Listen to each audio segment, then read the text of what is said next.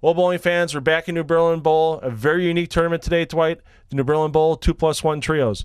Yeah, the ladies throw the final ball in the 10th frame with the format. They bowl the 1st, 4th, 7th, and 10th frames, and so obviously a lot of pressure on the women in this type of format, especially if we have close matches at the end. Yeah, I mean, 2 girls and a guy, or 2 guys and a girl on a team. As Dwight said, that girl's going to be up in the 10th frame to throw the pressure ball in those matches. 2 divisions today. We've got our championship division, we've got our high five division, and somebody a little special in one of the high five division teams. Yeah, my daughter Ashley, which is making her 2nd TV show in the Youth Challenge series. Awesome bowling. You're going to see some great shots today. Tough condition, but these kids really ground through it all day, and Dwight and I will be back from New Berlin Bowl in just a couple of minutes to get you started. There's limited availability in New Berlin's fall bowling leagues. Call to reserve your spot today. Come in and enjoy the daily food and beverage specials inside the Ale House. Our spacious and comfortable banquet facility can host your business meeting or your wedding reception. New Berlin Ale House on Cleveland Avenue in New Berlin. New Berlin Bowl is a site. The 2012 New Berlin 2+1 trios, our high five division, the championship match, and Dwight, a very familiar face leading off on lane 23 here at New Berlin Bowl. This is a tough one to call, Phil, especially you got the personal aspect of it, but I'm real proud of her, and we worked real hard on a game this year, and I know she's as nervous as can be. That one just a little wide to start with. Leaves a very makeable spare, though, with the 1-2-4.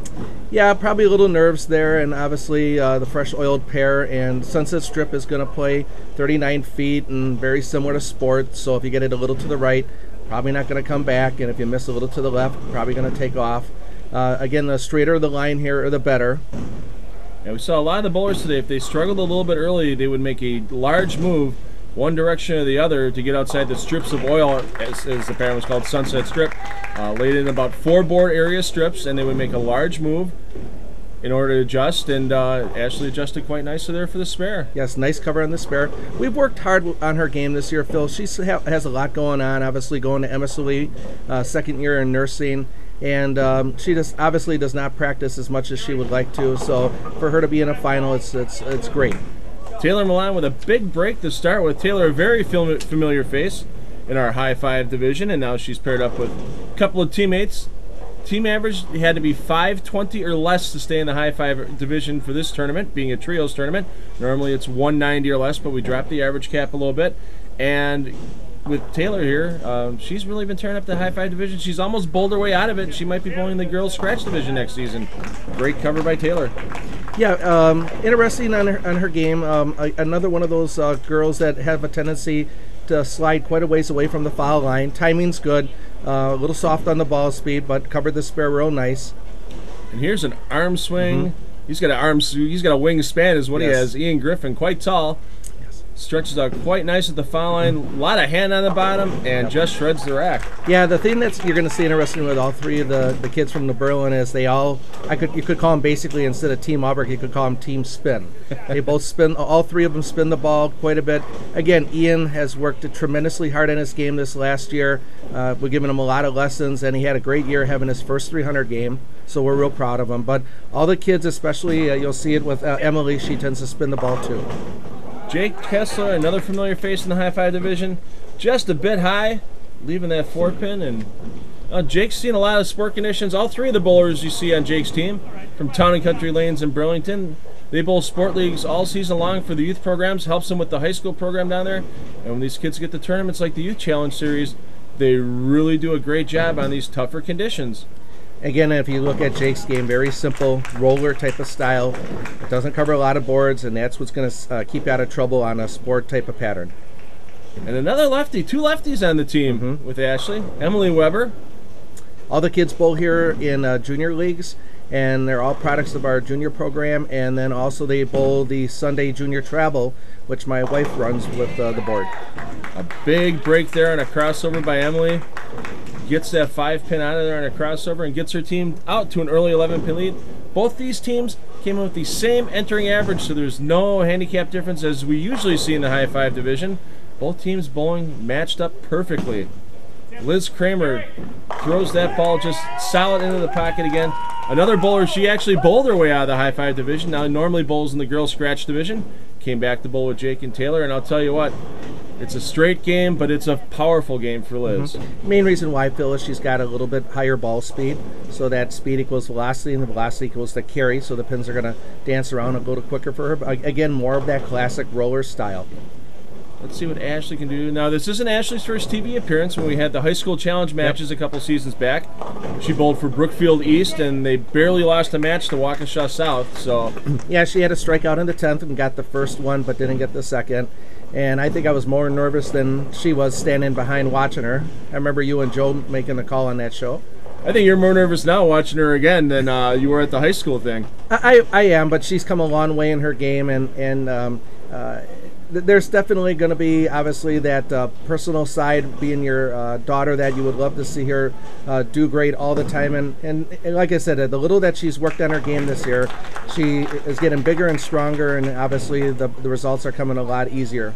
And that follow-through just nice and solid, but loose. It gets to the top of the swing. You can see how loose the arm swing is at the top with that little bit of the bent elbow, and it just relaxes all the way down. Hundreds and hundreds of hours of video, Phil. That's what it comes down to. Well, let's see what Taylor can do here, coming back off of that high shot in the first frame and over adjustment.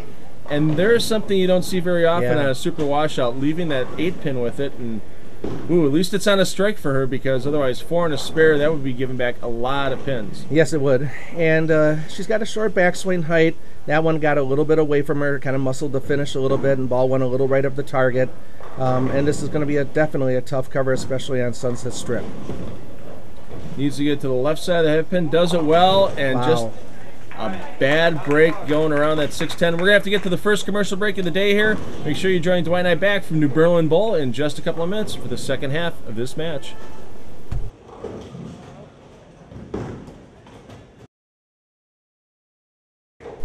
Into the 5th frame at New Berlin Bowl for the 2+1 trios. We call it that because there has to be at least one girl in the anchor position. In this case, it's the 1st, 4th, 7th, and 10th frame, with it being trios. And Ian Griffin looking to throw another strike on lane 23. Oh, beautiful shot there. And like I said, Philly, even though he's got that little bit of a spinner release, the thing that we worked with Ian real hard this year on was his footwork. And because of his height, you're right, he takes up the whole entire approach. But again, another young man that is very dedicated to his game. Great parent support between Dale and Pat and his brother Nate. Yeah, he's only 16 years old. I believe he's going to be going into his junior year next year at Whitnall High School. Yes. So a couple more years of high school bowling for Ian to sharpen his game. Yes, this was going to say another product of high school bowling, and obviously loves the sport. Jake also came out of the programs at Town and Country Lanes. Still bowls there, even though he's out of high school at 19 years of age. And really wanted to thank Merrill Draper, Jerry Reamer, Cody Holbeck, everybody that's helped him improve his game. When I first knew Jake, he was probably about a 130 average bowler about 3 seasons ago. And now he's up averaging close to 190. Almost fouled on that shot. He's lucky he didn't go over the line there. We would have heard that old buzzer go off, and that could have been even more costly for Team Kramer, trying to come back from that 24-pin deficit. He almost looks like he pulled the ball pretty bad too, and obviously with a little bit more heavier concentration of oil out there, the ball fell back to the 6-pin. See what Emily can do here. She crossed over on her first shot. A little bit of a pull again on this shot, and no break that time. That's going to be a tough spare conversion today. Yeah, the only thing I'd like to see her work on physically on her game, she has a tendency to have a little bit of a broken wrist at the release point, and then just comes over the top of it, kind of flips it with her hand, and thus the spinner type of release is obviously getting that wrist a little stronger, trying to stay a little bit more behind the ball. And I'm a product of a spinner too. I've been working on my game for the last 40 some years, Phil, and trying to break the spinner type of release, and it's hard. And the spinners, it's not a bad thing. It's just that you're pre-rotating at the bottom of the swing a little too much, as opposed to trying to stay more behind the ball and keep the forearm square. And we can see with Ian, he has enough revolutions on the ball where it does hit the end of the oil pattern and still has time to get back up to the pocket. Liz here, she has more of a forward roll. You can Yes. see the ball doesn't hook as much, but look at the power she still has, even only covering 5 or 6 boards on the lane. There are going to be conditions where a spinner type of release will actually be beneficial. On a flatter type of pattern where you got a 3-to-1 ratio, you definitely want to try to roll the ball more end over end. So Team Albrecht's lead down to 10 pins here. They're on an open. Team Kramer working on a strike. We could have a tie match after this frame, depending on what Ashley and Liz do or Ashley and Taylor coming up. Well, you thought with incoming averages to be the same, Phil, or within a pin, you thought that the score would be probably pretty close. And Pretty good shot there. boy, I'll tell you what, sometimes I leave that, in my case, that little mixer 10 and I go, what did I do wrong? And I think Ashley's probably thinking the same thing there, because it's a great shot getting in the pocket and there's just too much stuff fighting to try to take out the 7. You see the head pin come back off the wall and keep that 2 and the 4 from hitting it. Correct. Again, when the ball enters the pocket and it's going into more of a side rotation type of manner, the pins will have a tendency to part to the left and to the right. When the ball enters the pocket in more of a forward roll type of manner, it tends to take the pins and send them straight back. Well, she took that 7-pin straight back that time. Great for the spare. spare. Yep. Maintains a 10-pin lead, but if Taylor Melahn can throw a strike here, we're all even with 3 frames to go, and each bowler would have 1 more frame in this format. The biggest thing I see, Phil, is when you're working with a student, and obviously you being a bowler yourself, you know when you get into a stressful situation like TV or a tournament final, all those things that you worked on in your game will tend to go out the window because of the nerves. The bad habits want to come right back in to play. I'll tell you what, Taylor made a great adjustment after that sure super did. washout in the 4th frame, and just a little weak. You see the 6-pin stay low and go around the 10. And now a conversion here to keep her team within 10 pins. Switches to that polyester spare ball. Yeah, the only thing with New Berlin, you can see how far away from the foul line she is. The only thing with Berlin is the pin carry is as tough as it is. And when you get a sunset strip type of pattern out there or a sport type of pattern, boy, you could really generate some fairly low scores because of the lack of pin carry here. Yeah. And most of the adjustments we saw from the bowlers, and you'll see it when we get to the finals in the regular division here today, is you'll see these bowlers, they made big adjustments in order to not just get to the pocket, but carry as well. And Ian, wow, I can't believe that ball sliced through that hard and almost left the 6-8 for him. It looked like fairly solid in the pocket. Yeah, again, it snapped just at the very end. And again, when you have a lot of that side rotation, the ball's going to make a strong jump when it does read friction. Lucky to break up the 6-8, only leaving the 8-pin for a spare. So it looks like he's going to move to the right side of the approach, kill a little bit of that hook to get the 8-pin out of there, and ooh, just tickles it down.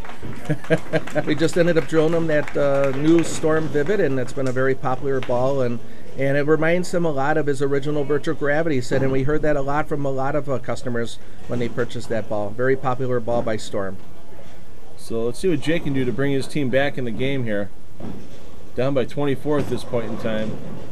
And that's just a dead tug left, and he's lucky to just leave the 3-pin. Yeah, you can see it was left of his target, and obviously on Sunset Strip he's not going to get that fallback or artificial hold area, and the ball is obviously going to magnify the mistake of his release. But again, he's with a great group of people out there. Merle, Jerry, and Teresa are just most wonderful people in the world that you'll ever meet, and they just run such a first-class organization out there. And that's just a big mental mistake on Jake's part. Looked Kind like of he rushed it a little bit. Yep. And that's pretty much, oh, if Team Albrecht can just stay clean here, they're going to wrap this match up already being up by 32 pins. The thing that you'll see with a format like this, Phil, the game's going to go by real fast. And so obviously opens are very, very costly. Needs to get, nope, that's going to cross over one more time.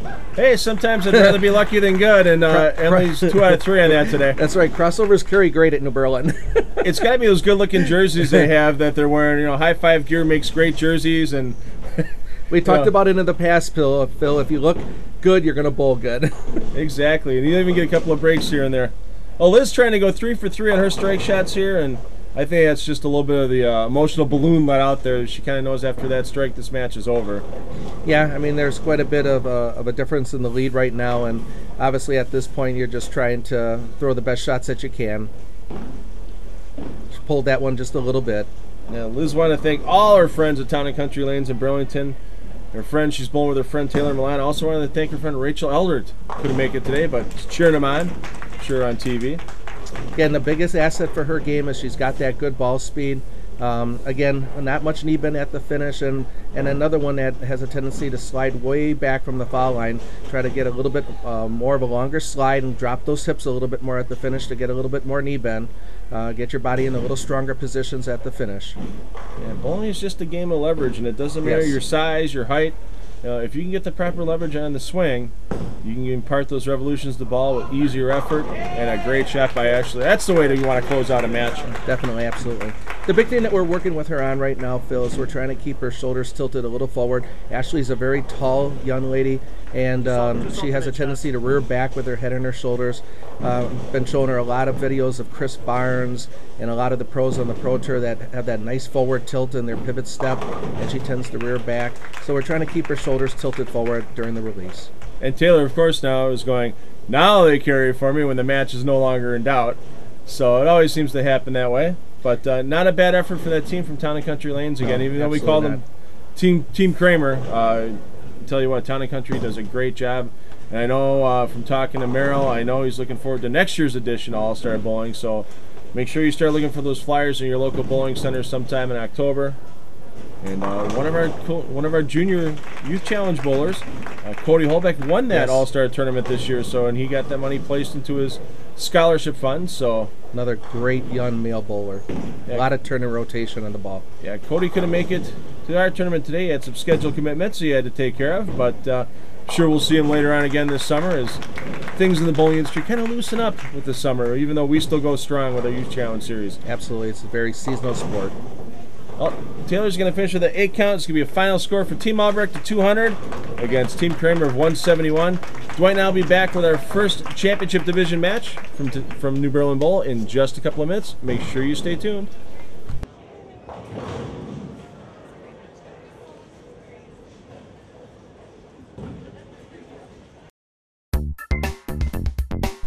High Five Gear. Custom bowling and sports apparel as unique as you are. The only limitation is your imagination. HighFiveGear.com. Alright, now we're in the championship division here at New Berlin Bowl for the 2+1 trios. Of course, we've got the young ladies. They're going to have to bowl the 1st, 4th, 7th, and 10th frames in this format. Put a little extra pressure on them. We've got Lindsay Rusch out of Appleton leading us off, Dwight. This would be the first time, Phil, I would have had a chance to see Lindsay. Very conventional game, very straight up the boards. Nice follow through, and oh, I thought she was going to carry that one. Just rings at 10. Good ball speed. Hesitates at the top of the backswing a little bit with her timing, and then really drives through with her last step. Nice long slide, nice forward roll on the ball. Wrap 10, 6 flies right around. Yeah, and she's got a little tournament history to herself. Bowls a lot of youth events. A couple of years ago at High School State won the Storm Doubles up there, the Baker Doubles tournament, which is a very tough tournament to win because there's quite a few entries in that tournament, and you got to make sure your carry's on to win that Storm tournament. Yeah, she's got a real interesting footwork and kind of like a little glitch right at the top of her backswing, but obviously has perfected it quite well over the years of practice. Yeah, the very quick double pivot stuff, you could almost call it, but she leverages that quite nicely, and the timing is perfect when she gets to the bottom of the swing. And you know as well as I, the last step is the most important in bowling. Well, Amanda Garavet here, we've seen her footwork on TV plenty of times. Winner of the 2011 Sean Yonan, won a couple other events, and a great start to lead off her team. Strong rotation and turn on the ball, using the right equipment for this type of shot. Very impressive game. And she's 15. That's the scary. That is the scariest part. She's got a couple more years of high school bowling, and you know there's just college coaches already drooling over getting a chance to get her to bowl in their program. Absolutely. Matthew Cherney out of Appleton. His first appearance ever on a Youth Challenge Series telecast as well. Again, using that popular Storm Vivid. Beautiful shot. And with a shot like that, Dwight, would you believe he's only been bowling for 2 years? Wow. 2 years. You know, and that shows how if you get the quality coaching in a high school program when they join as freshmen and they get interested in the sport, you get the quality coaching to go with it, especially those coaches they have up at Super Bowl in Appleton. Yep. They're going to stay in the game.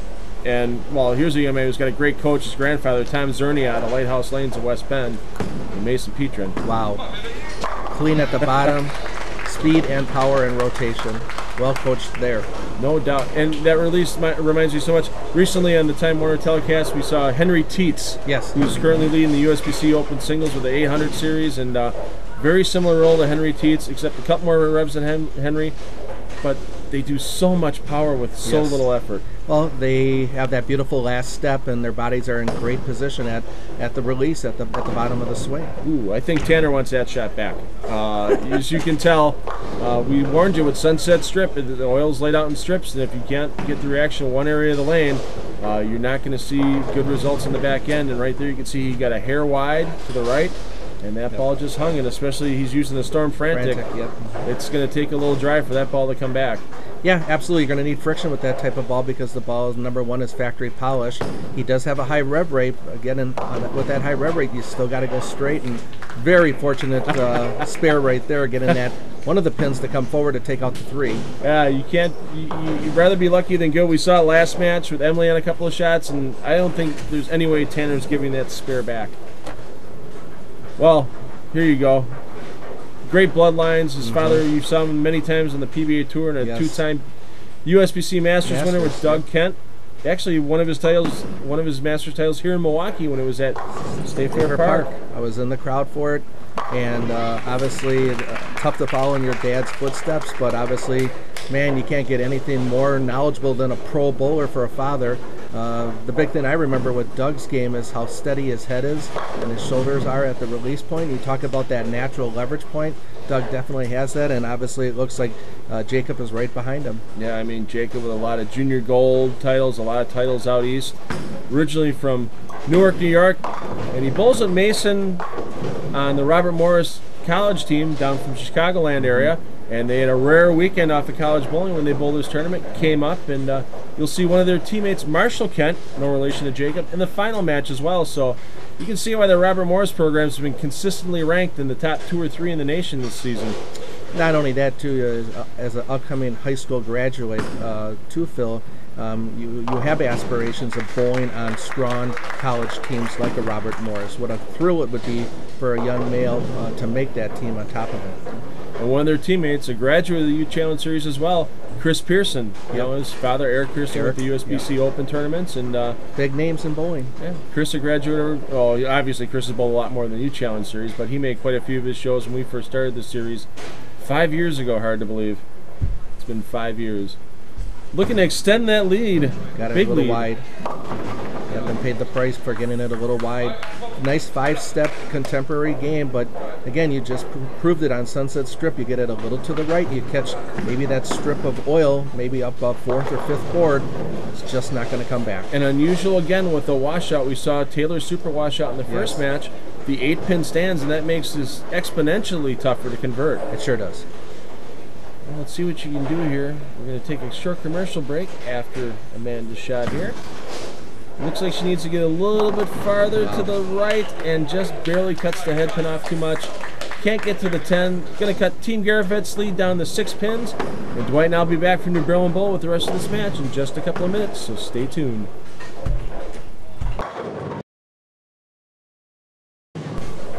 Back to New Berlin Bowl's 2+1 trios in our semifinal match in the championship division here today. Team Garavet with a 6-pin lead over Team Rusch, and Matthew Cherney up for Team Rusch. Struck his last time up, working on a spare for his team. Can't believe that game like that. He's been only bowling for 2 years. Lucky crossover there, but you know, he struck both times he's been up there. Yeah, using that Storm Vivid. We saw a couple of those in the last match, and did a nice job carrying that 5-8 out on the crossover and wasted no time getting up on the approach. Yep. Only thing I'd like to see Matt work on is he tends to what we call spike the heel on his slide foot, which stops his forward momentum. Would love to see him try to come down a little bit more flat-footed and slide on the bottom of his shoe. Try to get a little bit more leverage again at the release point. And Mason just kind of looked like he tried to fit that shot a little bit. A hair slow and bit right through the nose. Yeah, and a 3-6 today is no gimme. Easily chop ball. I mean, there is 21 feet of dry on the back end of this pattern, and even using the polyester ball, we've seen those balls hook here at New Berlin Ball. Nice cover. Can't ask for anymore with that bright pink ball. You're not going to miss Mason when he's making his spares out there. Yeah, you don't think he catches a little crap from his teammates with that one, does he? Does he, Phil? If you're making every spare like that, I don't think they say a word. Doesn't matter what color. Doesn't matter what. It could be purple with pink polka dots, and they're not going to care if you're making all your spares. Well, I know that most pink balls, that is like a Brunswick target zone, is only available in 14. for weight, so maybe he might be using like 15 for a primary ball and then goes a pound lighter for his spare ball. Yeah, I do the same thing. It's just a little less wear and tear in the body, especially as we get older, unfortunately. I tried it personally. I throw 15 for a first ball, and I drilled up a 14-pound plastic ball. For me, I ended up finding myself that I held onto the ball a split second too long at the release point, and I tended to pull a lot of my shots with the 14-pound ball. So I actually went back to a 15-pound plastic ball for the consistency. And Tanner just needed to get that shot a little bit more to the left to cover up that washout, and that's going to put his team back down by 18 pins. I don't know if the frantic based off of those two shots would be the right ball motion for him. I'd like to see him probably try something else. Yeah, he's got a Rotogrip Defiant in the bag, so that's going to be a ball with a little more hook for him in that case. And depending on what the match is going to look like when he's up again in the 9th frame, ball change might be in order. Yeah, when you got something that obviously you're 0 for 2 and you don't have a look to the pocket, and this format is you're not up there very much, you got to make changes and choices very quick. And I don't think that 6-pin could have gone around the 10 any faster without reaching the speed of light, because, wow, that's just up, around, and gone. And a great shot there by Jacob. Yeah, just well coached and very strong physical game. Again, when you have that Robert Morris thing right behind you, you know that these kids are going to be well coached and have great physical games, and obviously Jacob has that. Yeah, and Robert Morris, Illinois, just barely missed making the TV finals that were shown on CBS Sports Network. If you didn't get a chance to see them, I know they're still replaying them, and I'll tell you what, there wasn't a bad final out of the bunch for the 4 USBC intercollegiate finals this year. Yeah, absolutely. Well, let's see what Lindsay can do to bounce back for her team. Last time she was a little bit wide of the pocket, and this time a little overcorrection. Almost got lucky to trip that 3 out from behind. Yep, again, the biggest thing with her is we'd like to try to get a little bit stronger wrist, and in her case, we'd love to see a little bit more rotation around the ball as she's so much right up behind it. Again, going to probably do real well on a flatter type of pattern like this, because she ain't going to get into trouble as much. She'll also bowl real good when the lanes are drier, just because she is a little speed dominant. Covers that spare nicely. Keeps her team within 2 marks, but the way Team Garavet really has been striking, other than frame number 4, I mean, they start with the early 3-bagger. You know that team's going to start striking again. They got a lot of work to do to catch up. Yeah, absolutely.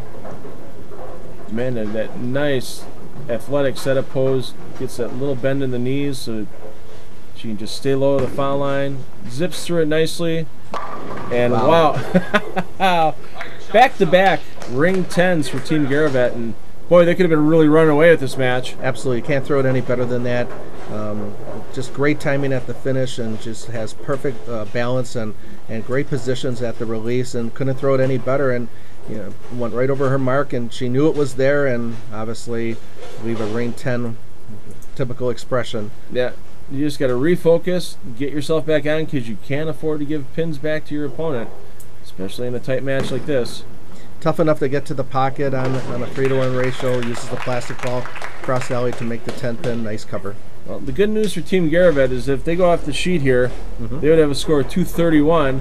However, Team Rusch can still go off the sheet, get a score of 215. So one bad carry for Team Garavet, and this could be a tie game real quick again. Correct, and anything can happen in this type of format, number 1, and then number 2, when you're on that 3-to-1 ratio, open can pop up at any second, and then allow your other team right back in it.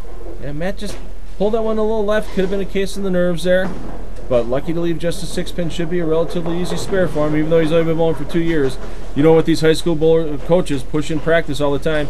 Single-pin spares. So many matches in high school get decided by single-pin spares, and that just it looked rushed all the way. It did. Again, what the last match and this match, I see, especially when you have this tough a condition and you got that single-pin spare, which is so incredibly important to the score. Give yourself another second or 2 up on that approach. Make sure everything's set and your mark and your eyes are on your mark, and then make a good, well-executed shot. And all the spare shooting so far, maybe it's just the TV, but it looks very rushed or quick. Yeah, you can tell Mason took an extra second on the approach there. He knew how important his setup shot in the 8th frame was for his team, and keeping that 28-pin lead now, that puts a lot of extra pressure on Tanner here in the 9th frame for his team to have any shot he's going to have to strike here. And unfortunately, he hasn't been close in his first 2 attempts. No, and he's still staying with the frantic. So hopefully he'll make an adjustment on the approach to get to the pocket. That's just left out of his hand, never had a chance, and tough spare to make in any situation, but now when it's a must mark, it's going to be a little bit tighter in the shoulders, and you got to make sure you take that deep breath on the approach, relax, and focus on your target. Unfortunately, he's not had as great as a ball as the frantic is, and a great cover there. He just has not had the good look to the pocket all 3 shots. Well, 28-pin lead for Team Garavet. Basically, a mark in the 9th and a mark in the 10th will do it. If Jacob strikes in the 9th frame here, it's over. No doubt about it. No advance to the final match against Team Smith with Rochelle Smith, Jim Schroeder, and Mr. Team USA himself, Marshall Kent, Yakima, Washington. Yeah, solid head and shoulder line, and he knew it was there. It was just a matter of if that 10-pin was going to kick out or not, and as flush as that hit the hole, no chance of standing. Yep, exactly. Again, coaching and bowling, especially at the finish, it's all about proper positions. That's what we're trying to do as coaches, regardless of the bowler, is we're just trying to get them in the proper positions. A lot of these 6 have just incredibly strong physical games. A couple of them have a little weak areas that they need work on, but that's what the coaching's about. Again, there's that speed and that direct shot there. Beautiful, beautiful strike. No chance for those 10 pins to stand. And it shows that the ball does not have to hook a lot in order to have carry power. Drove straight through. The ball had a very, very slight entry angle and still able to get all 10 pins out. And I'm sure we're going to see a lot more Lindsay in the future. Definitely. As she continues to mature and learn about the sport just a little quick on that shot. She kind of knew the point of just finishing out and getting out of the way of the other team. Yeah, you can see that ball actually didn't finish that R, actually slid to the right of the pocket, and that's just the lack of rotation there. And again, the only thing when you have that straight of a line is you just got to be so letter perfect. You're not giving yourself a lot of miss area. But again, very impressed with her game. Oh, Lindsay using a Nexus P plus F formula ball, the red and black one. And guess what? The winner of the championship match, each member of that team, thanks to Brunswick, will be receiving one of those balls as well. So 3 team members will be adding to their bowling ball arsenals. Thanks to Brunswick today, all the support they gave us with the Sean Yonan television weekend up in Sheboygan, and we got a couple extra balls to give away at this tournament. We always appreciate the support from the bowling industry. I have that same ball. It's my oil ball. I love it for oil, and obviously Brunswick's making huge strides in their cover stocks. Thanks to Carmen Salvino, our great friend Carmen Salvino. So that is just one of my best balls for reading for the oil. Gonna get in there, cover that up nicely, no problem. Amanda using a Nano, Reign Supreme, and a Freeze. Looks like she's using a Nano for the TV show, and that makes sense, obviously bowling on a oilier, flatter condition. Yeah, we saw her use the same ball up at the VisitSheboygan.com Open. A similar length pattern, but there was much less volume in the pattern up there, so she was hooking the ball quite a bit more than we're seeing here today. Very direct, very straight, nice shot, little weak 10. Not too bad to get into our championship match with a 209-172 victory. It'll be Team Garavet versus Team Smith. And Dwight and I will be back from New Berlin Bowl with that championship match in just a couple of minutes, so make sure you stick around. I have a lot of viewers that ask me, why do you have so many of your tournaments at Castle Lanes? Well, Castle Lanes is a center that has an exceptional atmosphere. The charm of being in the Northwoods cabin while you bowl, an attentive staff on the lanes and in the lounge, all the big screen TVs and a free Wi-Fi hotspot, and being named in Bowler's Journal as one of the 95 places to bowl before you die, you have to bowl at Castle Lanes. That's why we love Castle Lanes, and you will too. Well, bowling fans, we're here at 10 Pin Lounge in Chicago. We're watching the PBA Summer Shootout tapings going on. We're not going to give you any spoilers now. You're going to have to start watching those ESPN shows starting on July 7th to see who wins this great competition. All I can tell you so far, it's been a lot of exciting, and every ball counts. Our friends at the PBA Tour let us talk to the bowlers at the Summer Shootout between rounds. We asked them some interesting questions, and here's the question of the week this week. High school bowling. Do you think it should be on house-type oil patterns or PBA or sport-type oil patterns? I think it should be on both. I think it should be a modified house pattern, not the everyday house pattern. And I think some of the Baker games or team games, whichever they bowl, should be on a modified sport pattern. I'm not saying that our kids have to bowl on the toughest condition, but if we're going to educate them about how tough this sport is and what all the big scholarship tournaments really have out there for them to play on, they need to see it at an early age. So I am not in favor of a strict house condition. It's modified on both. High school bowling, in my opinion, should be a little more difficult. House patterns are a little bit too easy. You don't really recognize mistakes, so you need to practice and compete on something that's more challenging, definitely. I think for high school patterns, there's probably some mix of both. I mean, we have recreational bowlers kind of inside the high school players, particularly JV, maybe house patterns, and as you go to the varsity level, then the patterns get tougher, a mix of some easier and tougher patterns. I'd like to see a mixture of both. You'd like to get the kids to learn how to strike a little bit more and get comfortable, especially as they get older and their bodies change and they get comfortable, with timing and form. I think, on occasion it'd be nice if they bowl sport patterns, but I think you shouldn't bowl sport all the time. In high school, the kids are getting to that point where they're good enough. They should be bowling something that's competitive, not recreational house patterns. It should be on something that's demanding. High school shots should definitely be on sport compliant conditions or PBA conditions or anything but the house pattern, because I feel like house shots promote bad habits. It's not going to make you better, but if you get good on a sport pattern, even though you'll average less, you'll learn how to make shots, and spares are so much tougher on sport patterns. So I am 100% behind sport shots on pretty much everything. Thanks to all the PBA pros for taking time out to answer our questions, and we'll be back with more of the 2+1 trios from New Berlin Bowl in just a couple of moments. New Berlin Bowl, the place, the championship match for the 2+1 trios. Team Smith, our top seed, against Team Garavet. And Dwight, interesting strategy by Team Smith here, leaving Team Garavet on lane 24 where they won their last match. Yeah, I kind of agree with you, Phil, on that one. Typically, if I'm like in this type of position, if a team just won and they're lined up on a pair, I'd move them just to play with their mind or their heads a little bit. Yeah, even if your team would finish last in order, which is what the Garavet team is going to do, and that one really snapped high for Rochelle, leaving almost a Greek church, lucky to get the 10 out. Yeah, my daughter and I just won an adult junior tournament at Bolero, and we went in that philosophy. I didn't care if they bowled good or not. I'm going to move the other team, because we have top seed, to the other pair just to give them a different look on something that they're used to on the pair that they won with, or the lane that they won with. Yeah, exactly. And so interesting. Yeah, they must think philosophy here. Yeah, the only thing I can think of is that Rochelle, Marshall, and Jim all think they're going to have a better chance, a better look on lane 23 here, and they'll simply just outscore them instead of messing with their heads. Well, let's see what happens. Right now, I would have to say advantage would be Team Garavet. Yeah, well, let's see what Amanda can do to start them off here. First game, the final, she started them off with a strike. Nice line, beautiful shot. Ball hooked up to the pocket when it was supposed to. Nice start. Exactly, and that's the thing. Something that's a fun part about this tournament. And many years ago, Gloria Bear used to have the Anchor Girl Trio up at AMF Bolero, and I bowled it. Yeah, bowled it many years, and it went away for a while, and it was always such a fun format. So now we brought it back for the kids. I know. We bring it back for the adults. You'll see that with the Cunis Country 2+1 trios on our next show. And I know Gloria has finally brought back her original Anchor Girl tournament as well that was held recently. And nice turnouts for all events. We almost filled the house here at New Berlin Bowl with youth bowlers for this nice 2+1 trios.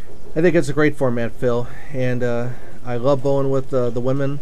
It's just a different format, and the ladies have different physical games than the men, so it's just something different, and I enjoyed it every time that I bowled it. Yeah, and it doesn't let the guys be all manly and chauvinistic and stuff, by bowl anchor. Yep. You can't do that. The woman's bowling in the 10th frame spot, and because you're relying on her for the win. Give her a chance to step up. Exactly. See those Brunswick and 900 Global bowling balls we gave away all day today? Winner of this match will receive Brunswick Nexus P+F bowling balls, courtesy of Brunswick Bowling. Also want to thank 900 Global for High Series Awards today. They also gave away some 900 Global equipment, so thank those two great sponsors we have. There we go. Moved in a little bit more, and then leaves a stone 9 from the last match. Great shot. What are you going to do for something like that? Mason must be thinking what he's got to do to carry out the cold 9. that's the characteristic of this house. Just great shot. Just the ball snapped left and took the 5 right into the 8, missed the 9. Well, between matches, the other team, Smith, got the practice on the pair on both lanes, and they could have ripped up the pattern a little bit when they came back on the pair. Team Garavet only got 1 shot in each lane, so Mason may have to make a little adjustment inside, take a little back end off the ball to get to carry next time he's up. Could have been a quick double start. Could have gave him a very early lead. Still a great shot. If we had time to list Marshall Kent's achievements, we'd need a 90-minute show instead of a 60-minute show. The biggest thing this young man's done this past year, won the Team USA trials in January out in Las Vegas, won the whole thing over great bowlers from across the country, all ages. And A.J. Johnson, one of our youth challenge bowlers, who couldn't make it today, going to college in St. Louis, a little long of a trip for him. A.J. finished 3rd in that same event, so you can see why bowling is not dead in the youth ranks with great games like you see from all these players today. Between Jacob and Marshall, even though they're not related at all, boy, the Kent contingent here is quite strong with their physical games. Thing that I'm so impressed with Marshall is he's got that height. He's very tall and skinny. Reminds me very much of our local Chris Hill going to the line. Chris is a great bowler, teammate. I bowled some tournaments with him, but has that same body position as our Chris Hill in town. And Marshall's got that same beautiful heavy forward roll on the ball as what Chris has. Just great positions, Phil. Absolutely. That's what it's all about. And it's the great coaching these bowlers are getting from high school programs, college programs. More coaches are going out. They're getting themselves certified as coaches, either through Dick Ricker camps or the USBC program. I had a chance to talk to Carolyn Doran Ballard recently at the PBA Summer Shootout. She talked to me for a good 5 minutes, and I really appreciated the time she gave. And she's one of the reasons, her and Kim Terrell, Cherney, and Rod Ross, 3 great reasons why coaching is really starting to take off in the high school and collegiate ranks now. Yes, all 3 are great ambassadors to the sport, and all 3 just have just exceptionally great eyes and they know obviously what it takes to get the youth in proper positions. And Rochelle's back in proper position on that strike, Dwight. Big strike, but the thing I see with Rochelle's game, she's got a little short of a backswing height, not much backswing height, not much rotation on the ball, and I start to worry or question if she's squeezing real hard to hold on to the ball, or the ball could possibly be too heavy for her. But those positions do definitely show up in her game, but obviously clutch double there that the team needed. Yeah, as long as she gets enough oil to get that ball to keep going down lane for her, she can make those moves left. And still get the ball to tip over in the pocket nicely. A little bit left of target. Got away with it, Phil. A great shot to get into the commercial break with for this match. A nice tight match, 2-pin lead for Team Garavet. Dwight and I will be back from New Berlin Bowl with the rest of this exciting championship for the 2+1 trios in just a moment.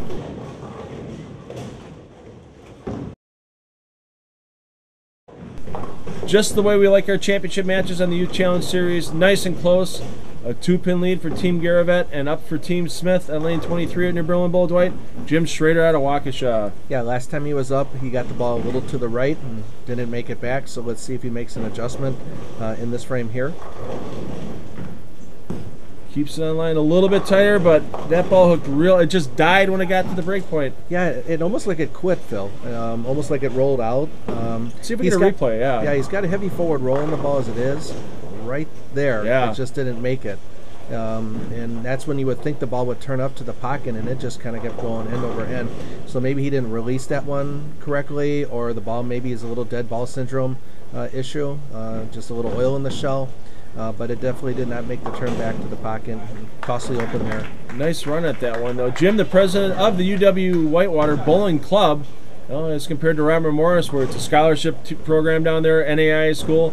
Well, it's poor kids at Whitewater. I hate to say poor kids because it's a great education down there, but they got to fund themselves, and they don't get any discounts in their education. They just do it for the love of the game at Whitewater, and Sean Walsh, their coach, does the best he can with what he's got down there.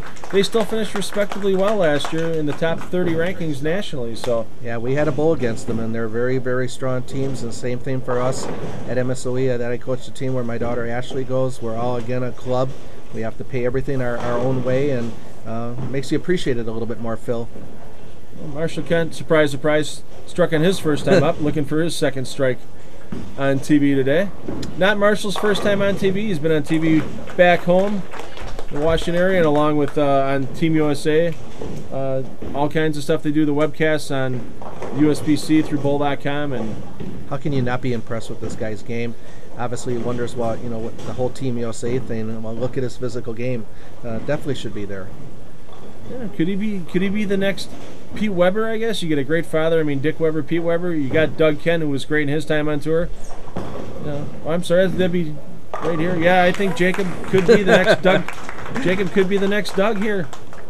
The next great father-son combo on tour. Too many Kents on this show. Both of the Kent boys, even though not related, again, just exceptionally great physical games. And obviously, tough patterns like this, sport 3-to-1 type of ratios, and they're both making it look pretty easy, aren't they? Yes, they are. Well, Rochelle struck her last time up. She's tripped the 4-pin last time. That ball right on the same line as last time, and just that 4-pin doesn't go out this time. You can see the oil might be going away pretty quick on that lane with 2 high rev players she's bowling with. Yep, creeped up just a little high. Again, early philosophy at the beginning of the game, keeping their team on 23 and then keeping Team Garavet on 24. Phil, is this going to come back to haunt them at the end? Should be no problem for Rochelle in the spare. Kind of like that. When you're that confident in your spare shooting, you let the ball, and when it gets to the arrows, you can just turn around and walk away. Yeah, I saw that. Not on post of the holding of the finish position there. She obviously, as soon as she threw it, she knew she had it. She's like, okay, I'm out of here. Yes, indeed. Oh, man, a 2 for 2 this game so far for strikes. Strong team, Phil. No doubt. And these kids all know each other through tournaments. They had to put a trios team together for this tournament. You saw the triple threat earlier in the year that we had. We put the teams together after qualifying. That makes things a little easier on the kids to get a good quality team like these two teams have. It's a lot of Facebooking and a lot of text messages. Yeah, big 4-bagger there, as you can see, and boy, that gives them a strong lead. And 10 back, what can you say? I mean, her ball is just reading the lane beautifully, and again, that's what my purple-blue Nexus does. It just reads the lane for heavier oil just beautifully. Better shot there out of Jim. You can see he was a little straighter with his trajectory. Beautiful strike. Got to get some strikes here to get him back in the game. And you can see that was that was almost a 4-board move that Jim made there, to get into a little more oil on the inside where people haven't played yet, and he liked that shot right out of his hand. Well, Mason here, let's see what he can do. He's strikes here. He extends that lead out to 56 pins for his team, and that's pretty much insurmountable with 2 frames to go. Great ball out of his hand, and once again, I like his expression on his face. Yeah, I like the expression on his face, just a wry smile. Yeah, I knew it was there, and now I got 2 stone 9s to my credit this game. What do you got to do to strike? Great shot. And that just shows the power, even of that forward roll that Mason has. The power that ball has getting all the way through the pin deck. Also throwing a Vivid, Phil. Both of the cold 9s came off that Vivid. That Vivid's a very strong finishing ball in the back ends. That last 20 feet, big weight block in the ball. No deflection. Well, Team Garavet, if they go strike spare off the sheet, they're going to be at 228. Team Smith is looking at a 213 finish if they can strike out, so they're definitely going to need some help from Team Garavet to get in the game, but they can start knocking pins off right here if Marshall can strike again. Again, another beautiful shot. Struck all 3 of his shots. Just impressive all the way around. And that's why you can see, a couple years ago, the only junior bowler to ever achieve winning the 2010 Junior Gold Championships and the North Point High School Championships in the same year. That is an amazing 9 days of bowling and a lot of games you get under your belt in a short period of time. And a lot of scholarship money, too. That was, I believe, $25,000 in scholarship money between the 2 tournaments. So, goes a long way for his education. Yes, indeed. And Jacob Kent's won a lot of youth tournaments out east. I know the JBT is a great tour out there. Youth Bowlers Tour is out there as well. And the Junior Masters in Ohio, he's won that tournament twice. And that is you get a lot of big names off the East Coast that go to Ohio for that tournament. Again, the big thing that you see with both of the Kent boys is that steady head and steady shoulders at the finish. Just such little movement at the release point, and that's what gives them their leverage and rotation, but also gives them their accuracy. Watch how steady his head and his shoulder lines are. Just great positions, and you can see a lot of his father in him. Well, the boys are done for the day. Now it's up to the girls. It is a 33-pin lead for Team Garavet, but if Rochelle Smith can strike out here and get her team to 213, that's going to force Amanda to get good count on the first ball and Mark in the 10th frame. Yeah, even though it's 33 pins, it still can. You get a strikeout here by Rochelle and get an open out of Amanda, and it can turn around real quick. But Rochelle's got a lot of work here. Well, she's moved a little bit inside with her feet. A little more projection on that ball out. She gets it out in the dry and kicks it nicely. Great no shot. 4-pin on that shot. No, absolutely beautiful shot. You see her brother Riley and the rest of the Kenosha Bradford gang back there cheering her sister on, and can't throw it any better in a pressure situation than Rochelle did right there. Yeah, Riley, no stranger to your shows, Phil. And again, there's another young man that's got a great physical game. I'm sure that he's watching both the Kent boys and trying to compare himself to them in terms of the physical strengths of their games. But Riley, we called his show down at Sherwood High School, and Riley obviously got a great physical game. Wow. Bad break. When you need the shot to stay in the match and you throw it as good as Rochelle did right there to get that bad break, Yep. that's a tough one to swallow. The thing is, how can she, her rev rate's a little lower, and she was a little high, flush pocket high, but how can you not get the deflection there? Yeah. I mean, just strong cover stacks of those bowling balls, and unfortunately, Create the entry angle. kind of got her right there, leaving that 9-pin, and really it just, Amanda's going to have to stay behind the foul line in her first shot, and this match is over because it's 2:02 right now. So, yeah, I mean, Amanda could go foul in 7 and still get a win. If she gets more than 4 pins on this first ball, it's over. Yeah, Rochelle needed that punch out in the 10th, and she threw 2 very good shots. One it counted.